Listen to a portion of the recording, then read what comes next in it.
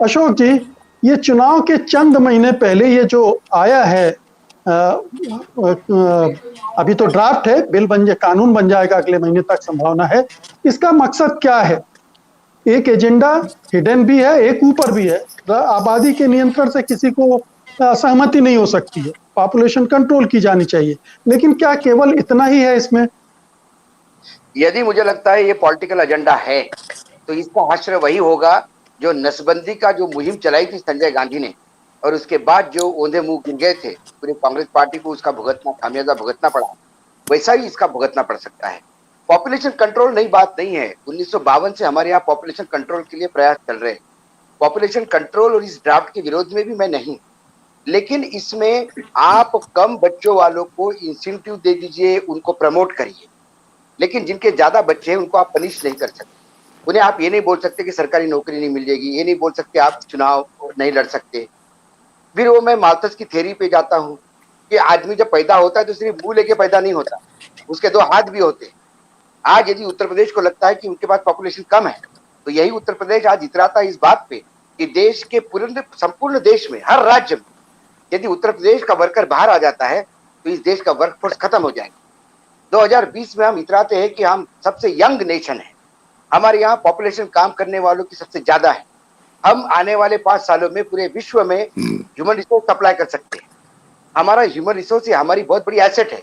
आज silicon valley में वहां पे जो बच्चे गए, जरूरी नहीं कि एक बच्चे या दो बच्चे पैदा हुए वही गए होंगे। ऐसे भी बच्चे होंगे जिनके 4 बच्चे हो गए, उसे चौथा बच्चा गया होगा सिलिकॉन वैली। तो ये थोड़ा सा यहाँ पे रिस्ट्रिक्शन करना, ये मुझे प्रॉब्लम लगता है। हाँ, आप करिए ना, आप इंसेंटिव दीजिए, जिनको एक बच्चा है उनको टैक्स में इंसेंटिव दीजिए, उनको 10 जगह आप फैसिलिटी दे दीजिए, प्रमोशन दे दीजिए, इट्स गुड जेस्चर, ये होना चाहिए।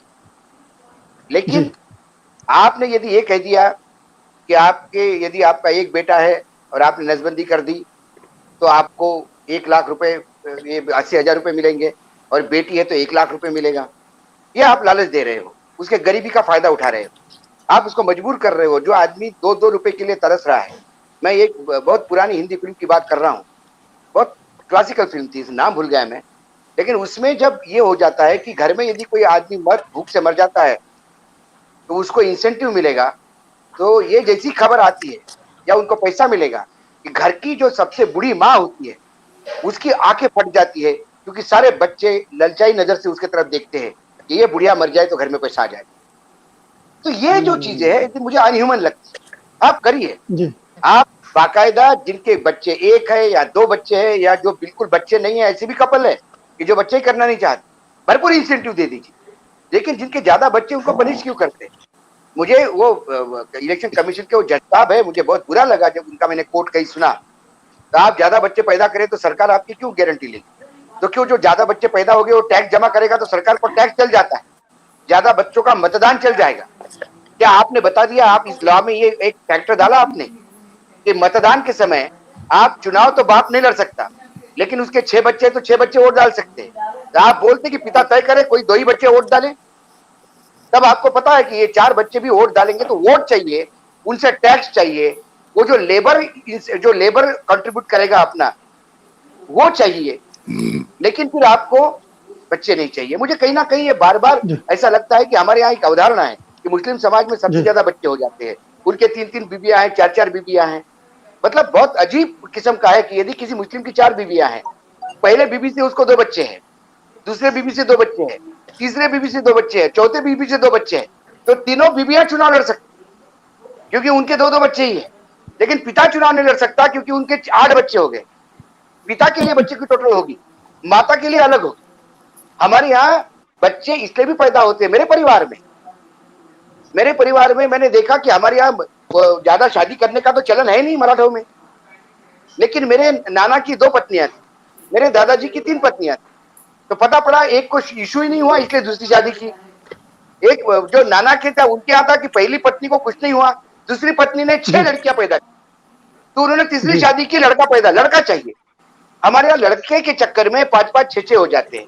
हम बात तो करते हैं कि लड़का और लड़की एक है, बेटी पढ़ाओ बेटी पढ़ाओ जी, लेकिन जब बच्चों पे अत्याचार होते हैं, बच्चों पे बलात्कार हो जाते हैं, बच्चों के जो महिला, आज यदि महिला पुरुष आप एक समझते हो और बोलते हो 2 बच्चियां भी हो गई तो आपको प्रोडक्शन बच्चे रुकना चाहिए, नहीं करना चाहिए, बिल्कुल सही है। जी। लेकिन जब बच्ची, वो महिला जब फॉर्म भरने जाती है इलेक्शन का, तो फिर उसकी साड़ी पे हाथ डाला जाता है।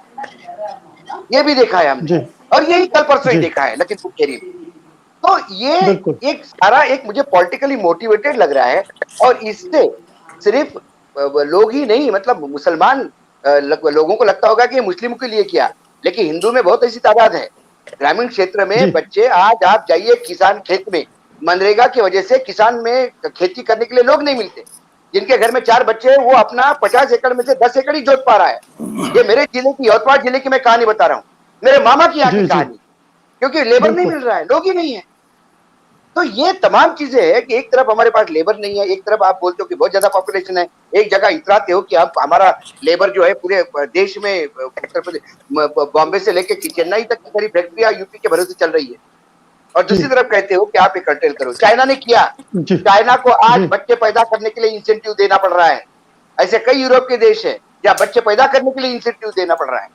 ये आपको बहुत अच्छा लगता जी। है कि हम पॉपुलेशन कंट्रोल कर रहे हैं।